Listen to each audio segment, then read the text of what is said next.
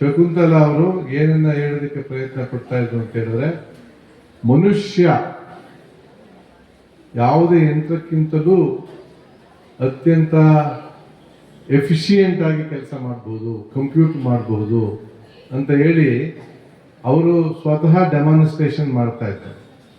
ಬಹುಶಃ ನಿಮ್ಮ ಅಧ್ಯಾಪಕರು, ಶಾಲೆಯವರು ಆ ಹೆಸರನ್ನು ಯಾಕೆ ಆಯ್ಕೆ ಮಾಡಿದ್ದಾರೆ ಅಂತ ಹೇಳಿದ್ರೆ, ಹ್ಯೂಮನ್ ಬ್ರೈನ್, ಮನುಷ್ಯನ ಮೆದುಳೇನಿದೆ ಅದು ಅನಂತ ಸಾಧ್ಯತೆಗಳನ್ನು ಹೊಂದಿದೆ. ಅನಂತ ಸಾಧ್ಯತೆ ಅಂದ್ರೆ ಅಸಾಧ್ಯವಾದದ್ದು ಯಾವುದೂ ಇಲ್ಲ ಅದಕ್ಕೆ ಅಂತ ಹೇಳಿ ನಿಮ್ಗೆಲ್ಲ ಗೊತ್ತಾಗ್ಲಿ, ಆ ರೀತಿ ನೀವು ಆಗಲಿ ಅಂತೇಳಿ ಶಕುಂತಲಾ ಒಂದು ನಿಮ್ಮ ಹೆಸರನ್ನ ಯಾರಾದರೂ ಕೂಡ ಶಕುಂತಲಾ ಆಗ್ಬಹುದು. ಹೆಣ್ಮಕ್ಳೇ ಆಗ್ಬೇಕು ಅಂತಿಲ್ಲ, ಗಂಡ್ಮಕ್ಳು ಕೂಡ ಶಕುಂತಲಾ ತರ, ಹೆಣ್ಮಕ್ಳು ಕೂಡ ಶಕುಂತಲಾ ತರ ಅಷ್ಟು ಬ್ರೈನಿ, ಅಷ್ಟು ಬುದ್ಧಿಮತ್ತೆಯನ್ನು ಹೊಂದಿರಬಹುದು. ಅದನ್ನು ಸ್ಫೂರ್ತಿಯಾಗಲಿ ಅಂತ ಹೆಸರನ್ನ ಇಟ್ಟಿದ್ದಾರೆ.